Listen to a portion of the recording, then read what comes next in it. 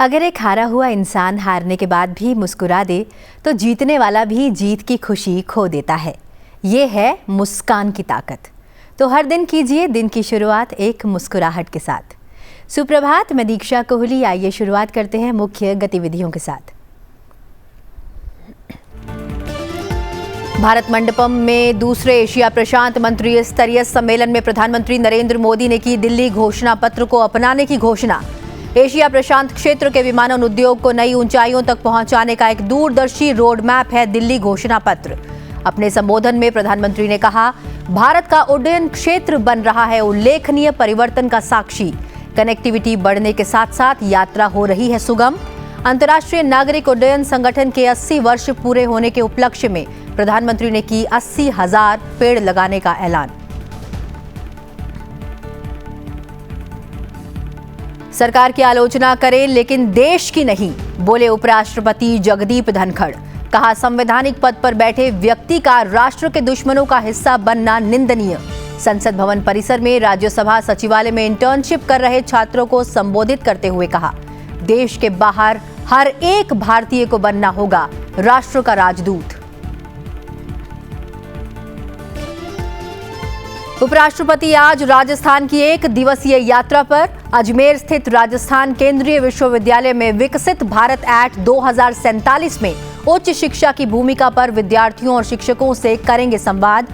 तेजा दशमी के उपलक्ष्य पर नागौर के खरनाल और अजमेर के सुरसुरा में स्थित वीर तेजाजी मंदिरों के करेंगे दर्शन। भारत और चीन ने पूर्ववर्ती लद्दाख में टकराव वाले शेष स्थानों से सैनिकों को पूरी तरह से पीछे हटाने के लिए तत्परता से काम करने और अपने प्रयासों को बढ़ाने पर सहमति व्यक्त की। राष्ट्रीय सुरक्षा सलाहकार अजीत डोभाल ने सेंट पीटर्सबर्ग में चीन के विदेश मंत्री वांग यी के साथ वार्ता की। इस दौरान वास्तविक नियंत्रण रेखा पर लंबे समय से जारी गतिरोध पर ध्यान केंद्रित किया गया। यूक्रेन विवाद का समाधान खोजने के लिए नए सिरे से किए जा रहे प्रयासों के बीच एनएसए अजीत डोभाल ने रूसी राष्ट्रपति व्लादिमीर पुतिन से मुलाकात की। शांति योजना को लेकर अजीत डोभाल ने व्लादिमीर पुतिन से की मुलाकात। पुतिन ने प्रधानमंत्री नरेंद्र मोदी को अगले महीने होने वाले ब्रिक्स शिखर सम्मेलन के लिए रूस आने का दिया न्योता। रूसी राष्ट्रपति ने ब्रिक्स शिखर सम्मेलन के दौरान 22 अक्टूबर को पीएम मोदी के साथ द्विपक्षीय बैठक का भी प्रस्ताव रखा। एशिया प्रशांत क्षेत्र में विमानन क्षेत्र में अधिक संपर्क और मजबूत बनाने के लिए दिल्ली में दूसरे एशिया प्रशांत मंत्री स्तरीय सम्मेलन का आयोजन किया गया। प्रधानमंत्री नरेंद्र मोदी ने भारत मंडपम में नागरिक उड्डयन पर आधारित दूसरे एशिया प्रशांत मंत्री स्तरीय सम्मेलन में हिस्सा लिया। दुनिया के सबसे तेजी से बढ़ते विमानन बाजारों में से एक है। ये क्षेत्र पर्यटन को बढ़ावा देने, व्यापार को प्रोत्साहन देने और अर्थव्यवस्था को सशक्त बनाने का काम कर रहा है। एशिया प्रशांत क्षेत्र में विमानन क्षेत्र में अधिक संपर्क और मजबूत बनाने के लिए दिल्ली में दूसरे एशिया प्रशांत मंत्री स्तरीय सम्मेलन का आयोजन किया गया। आज भारत दुनिया के टॉप सिविल एविएशन इकोसिस्टम में से एक मजबूत पिलर बना हुआ है। हमारे यहाँ सिविल एविएशन सेक्टर की ग्रोथ अभूतपूर्व है। सिर्फ 1 दशक में भारत ने बहुत बड़ा ट्रांसफॉर्मेशन करके दिखाया है। प्रधानमंत्री ने कहा कि हवाई यात्रा को आम नागरिक तक पहुंचाने का लक्ष्य है। आज टियर 2 और टियर 3 शहरों के लोग भी हवाई यात्रा कर रहे हैं। हमारा लक्ष्य एयर ट्रैवल को सामान्य से नागरिक तक पहुंचाने का है। हमें एयर ट्रैवल को सेफ, एफोर्डेबल और सबके लिए एक्सेसिबल बनाना है। और इसके लिए मुझे विश्वास है कि हमारा ये डिक्लेरेशन और हमारे सामूहिक प्रयास और हमारे इतने लंबे समय का अनुभव हमें बहुत काम आने वाला है। प्रधानमंत्री ने कहा कि एविएशन के भविष्य को दिशा दिखाना हमारी साझी प्राथमिकता है। भारत की जो फास्टेस्ट ग्रोइंग इकोनॉमी बनी है, उन सभी सेक्टर में से एक हमारा एविएशन सेक्टर भी है। हम लोगों को, कल्चर को, प्रॉस्पेरिटी को कनेक्ट करने का एक काम इस क्षेत्र के माध्यम से कर रहे हैं। 4 बिलियन लोग, तेजी से बढ़ता मिडिल क्लास और उसके कारण बढ़ती हुई डिमांड, ये अपने आप में एक बहुत बड़ा ड्राइविंग फोर्स है इस सेक्टर के विकास का। इस रीजन में नेटवर्क ऑफ अपॉर्चुनिटीज क्रिएट करने के लिए एक लक्ष्य को लेकर के हम आगे बढ़ रहे हैं और ऐसा नेटवर्क जो इकोनॉमिक ग्रोथ को ड्राइव करेगा, इनोवेशन को बढ़ावा देगा, पीस प्रॉस्पेरिटी को मजबूती देगा। सम्मेलन में शामिल होने से पहले प्रधानमंत्री नरेंद्र मोदी ने इस मौके पर आयोजित की गई एक प्रदर्शनी का अवलोकन भी किया।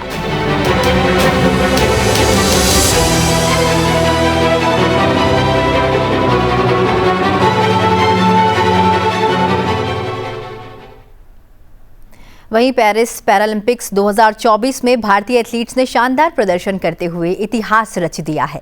इस बार हुए पैरालंपिक खेलों में भारतीय अगर मैं खिलाड़ियों की बात करूं तो उनकी झोली में, यानी कि पूरे भारत की झोली में रिकॉर्ड 29 मेडल आए हैं।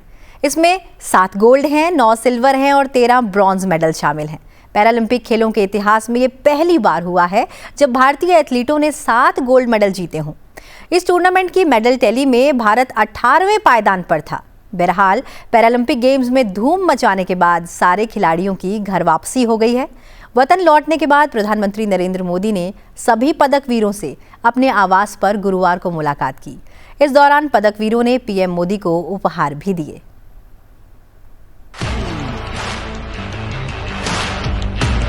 बाकी लोगों के लिए आप पीएम का मतलब होता है कि प्राइम मिनिस्टर, और हम सब के लिए आप पीएम का मतलब है परम मित्र।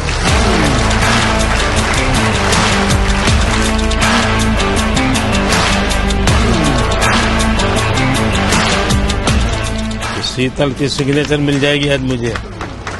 जाने से पहले आप जब सबसे बात करते हो और फिर आने के बाद सबसे मिलते हैं, आई थिंक सारे मेडलिस्ट, सारे एथलीट यही सोचते हैं कि हमें यही मौका मिले। सर, लोग पैरा को अभी तक अपनाए नहीं जिस तरह आपने अपनाया है। मैं बहुत लोग को बोलता है हमारा ब्रांड एम्बेसडर कौन है? हमारा मोदी जी हमारा ब्रांड एम्बेसडर।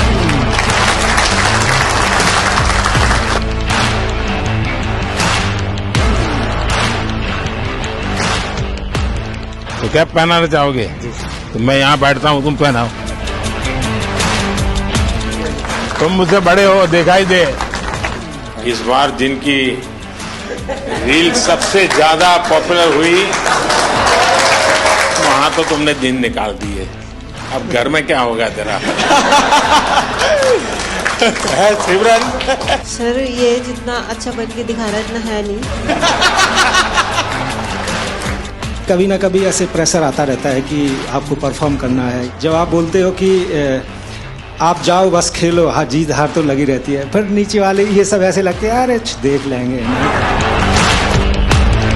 जब टोक्यो में गोल्ड लेके आए तो आपने प्रॉमिस लिया था कि ऐसे ऐसे 2 गोल्ड और चाहिए मेरे को। तो ये दूसरा सर आपके लिए।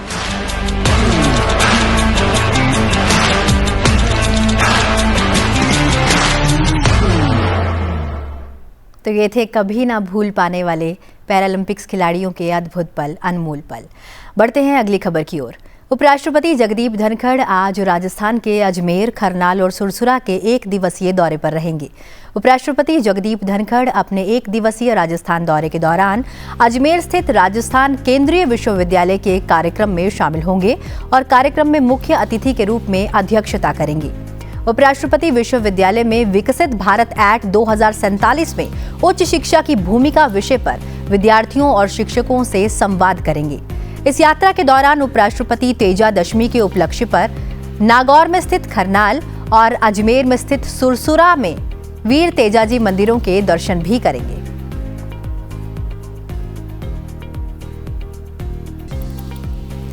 उपराष्ट्रपति जगदीप धनखड़ की यात्रा से पूर्व हमारे संवाददाता सुरेंद्र कुमार ने सुरसुरा में स्थित वीर तेजाजी मंदिर समिति के अध्यक्ष के साथ बातचीत की। आइए आपको दिखाते हैं उसके एक अंश।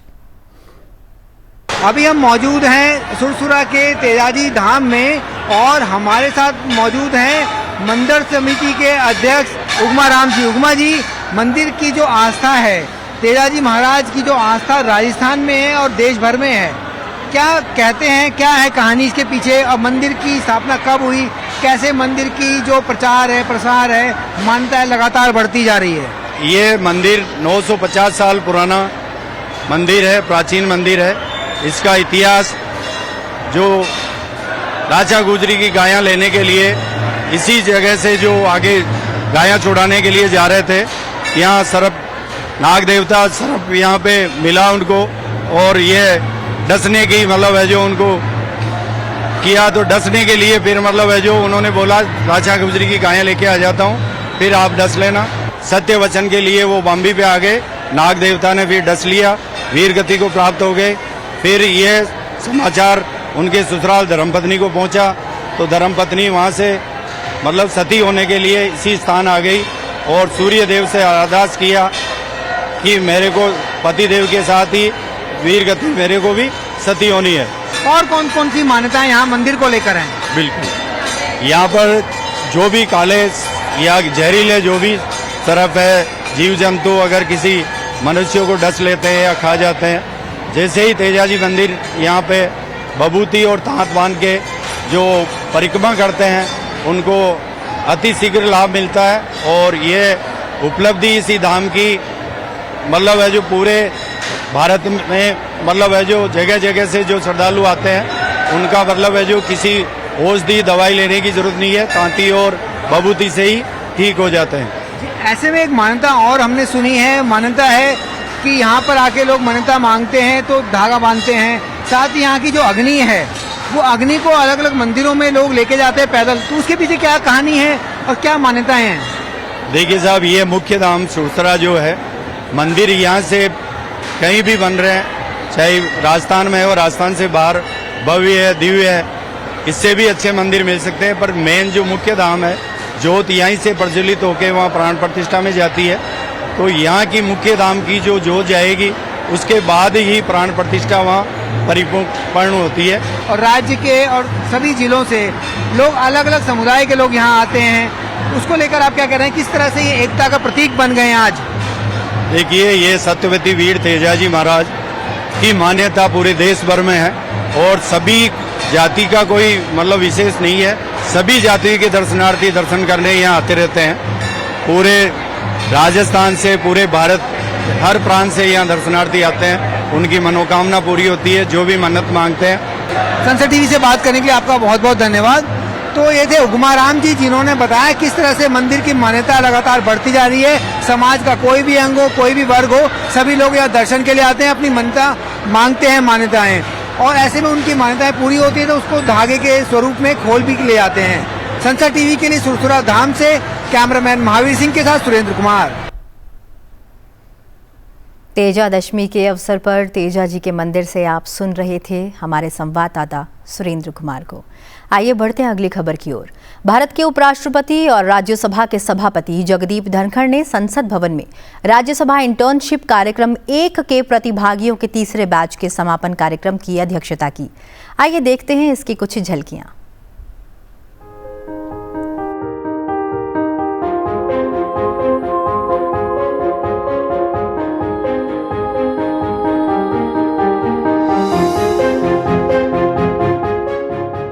Every Indian outside the country has to be ambassador of this nation. How painful. One who holds a constitutional position is doing just the reverse of it. Nothing can be more condemnable, despicable, and intolerable that you become part of enemies of the nation. They do not understand the value of freedom. हमारा संकल्प है कि राष्ट्रवाद सर्वोपरि है, परिवार से ऊपर है, खुद के से ऊपर है, राजनीति से ऊपर है। मेरा कोई सरोकार नहीं है राजनीतिक दल कैसे राजनीति करे, कानून के दायरे में, संविधान के रहने में दायरे में करे। सरकार की आलोचना करें, पर देश के ऊपर, देश की अस्मिता के ऊपर, और वो भी पराकाष्ठा कि दुश्मनों के साथ मिलकर करें। अब ये एक घटना नहीं है।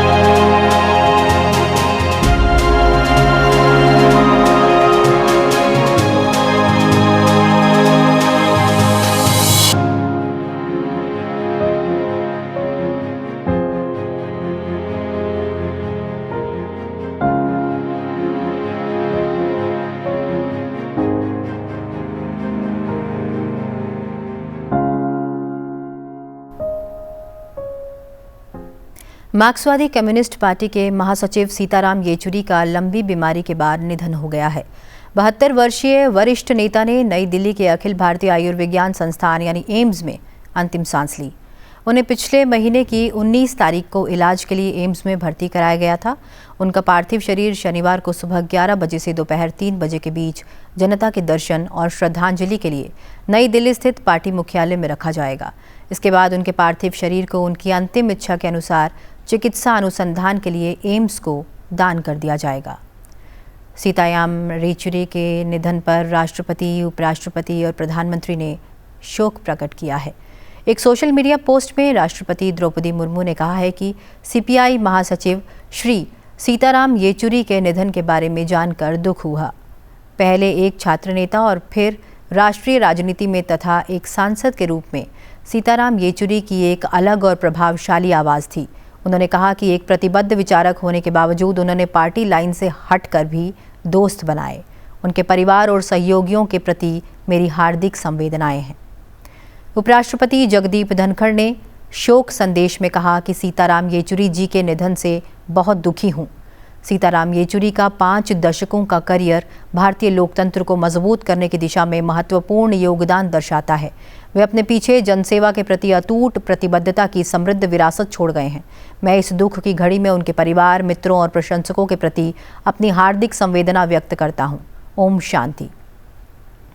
वहीं प्रधानमंत्री नरेंद्र मोदी ने शोक संदेश में कहा कि श्री सीताराम येचुरी जी के निधन से दुखी हूँ।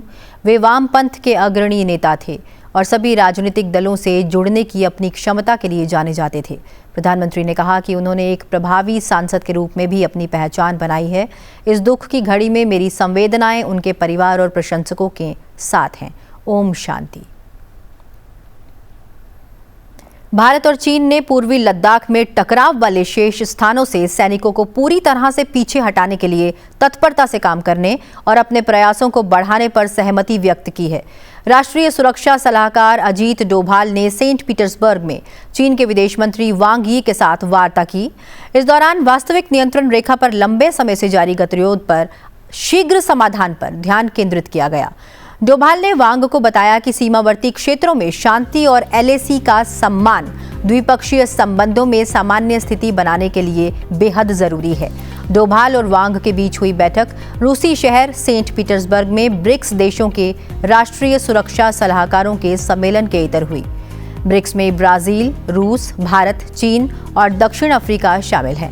विदेश मंत्रालय ने कहा कि बैठक में दोनों पक्षों को वास्तविक नियंत्रण रेखा पर शेष मुद्दों का शीघ्र समाधान खोजने की दिशा में हाल के प्रयासों की समीक्षा करने का मौका मिला।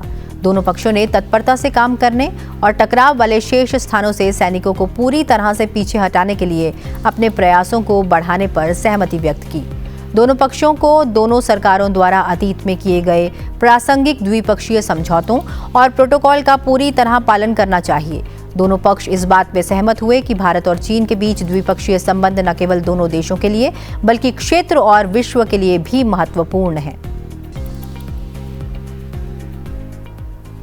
वहीं राष्ट्रीय सुरक्षा सलाहकार अजीत डोभाल ने गुरुवार को रूस के सेंट पीटर्सबर्ग में ब्रिक्स राष्ट्रीय सुरक्षा सलाहकारों की बैठक से इतर रूसी राष्ट्रपति व्लादिमीर पुतिन से भी मुलाकात की। अजीत डोभाल की रूस यात्रा का उद्देश्य रूस यूक्रेन संघर्ष को हल करना होगा। वह राष्ट्रपति पुतिन के लिए पीएम मोदी की शांति योजना लेकर गए थे। अजीत डोभाल के साथ अपनी बैठक के दौरान राष्ट्रपति पुतिन ने भारत और रूस के बीच विशेष और विशेषाधिकार प्राप्त रणनीतिक साझेदारी की प्रशंसा की और द्विपक्षीय संबंधों में सुरक्षा मुद्दों की महत्वपूर्ण भूमिका पर जोर दिया। रूस के राष्ट्रपति ने 22 अक्टूबर को कजान में ब्रिक्स शिखर सम्मेलन के मौके पर प्रधानमंत्री नरेंद्र मोदी के साथ द्विपक्षीय बैठक करने का प्रस्ताव रखा। बैठक में उनकी मॉस्को यात्रा के दौरान हुए समझौतों के कार्यान्वयन पर संयुक्त कार्य के परिणामों का सारांश दिया जाएगा और निकट भविष्य के लिए संभावनाओं की रूपरेखा तैयार की जाएगी। इस साल मॉनसून अपने फुल फॉर्म में है। यही वजह है कि दिल्ली और कई राज्यों में जोरदार बारिश हो रही है। गुरुवार को दिल्ली एनसीआर में दिन भर बारिश हुई और आज भी बारिश का अलर्ट जारी है। मौसम विभाग के अनुसार दिल्ली एनसीआर, उत्तर प्रदेश, उत्तराखंड, राजस्थान और मध्य प्रदेश के कुछ जिलों में भारी बारिश की संभावना है। छत्तीसगढ़ में भी बारिश हो सकती है और हरियाणा के गुरुग्राम और फरीदाबाद में हल्की से मध्यम बारिश के आसार हैं। हिमाचल प्रदेश के 12 में से 5 जिलों में येलो अलर्ट जारी किया गया है और 17 सितंबर तक राज्य में बारिश का अनुमान है। मौसम विभाग ने कहा है कि किन्नौर, सिरमौर, सोलन, शिमला और बिलासपुर जिलों के कुछ हिस्सों में भारी बारिश हो सकती है। वहीं दिल्ली का न्यूनतम तापमान 23.1 डिग्री सेल्सियस दर्ज किया गया, जो सामान्य से 2.5 डिग्री सेल्सियस कम है। मौसम विभाग ने कुछ क्षेत्रों के लिए ऑरेंज अलर्ट जारी किया है। केंद्रीय प्रदूषण नियंत्रण बोर्ड के अनुसार दिल्ली का एयर क्वालिटी इंडेक्स 83 है, जो संतोषजनक श्रेणी में आता है।